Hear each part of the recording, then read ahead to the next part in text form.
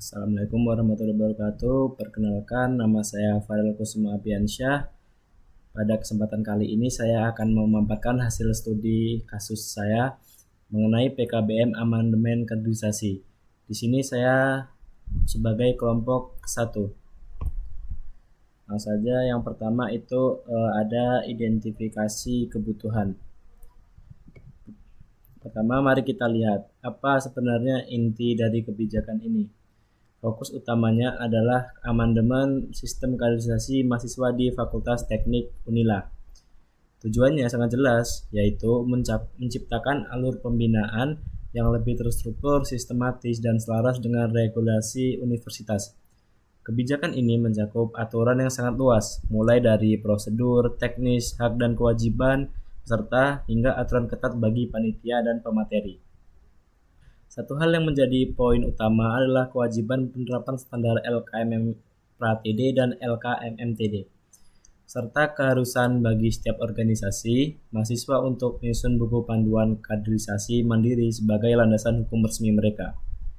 Lanjut, yang kedua ada analisis dampak kebijakan.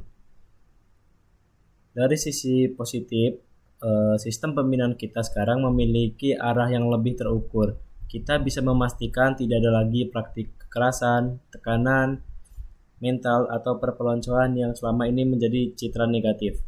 Dengan pengawasan dan evaluasi yang ketat, profesionalitas organisasi kita akan meningkat, sehingga regenerasi yang dihasilkan pun lebih berkualitas.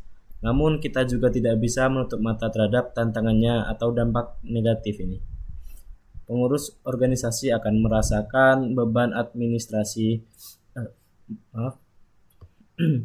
Pengurus organisasi pasti akan merasakan beban administrasi yang lebih berat karena harus menyusun dokumen-dokumen formal. Selain itu, pasti akan ada masalah sedikit hambatan atau resistensi saat kita mencoba mengubah budaya lama yang sudah terukir yang sudah mengakar ke sistem baru yang lebih modern ini. Lalu yang ketiga, ada langkah dan strategi organisasi. Berikut adalah beberapa langkah yang bisa diambil. Pertama, kita akan melakukan transisi secara bertahap agar anggota tidak kaget dengan aturan baru. Kita perlu menyusun panduan tertulis yang sederhana namun mudah dipahami bagi setiap anggota.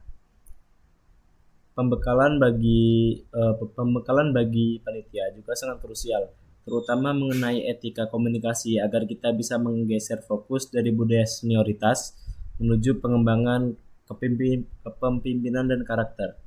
Terakhir, kita harus rutin melakukan evaluasi pasca kegiatan dan tetap menjaga koordinasi yang kuat dengan pihak pembina maupun dekanat demi memastikan lingkungan belajar yang nyaman. Yang terakhir, kesimpulan. Sebagai penutup, amandemen kebijakan ini adalah langkah strategis untuk menciptakan iklim organisasi yang aman dan edukatif. Meskipun birokrasi terasa sedikit rumit, kebijakan ini sangat efektif untuk melindungi hak mahasiswa dan menghapus praktik intimidasi. Saya percaya dengan dukungan dan tanggung jawab penuh dari kita,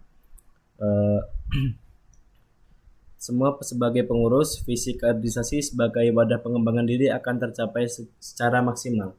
Mungkin sekian penyampaian studi kasus dari saya. Saya Eri. Wassalamualaikum warahmatullahi wabarakatuh.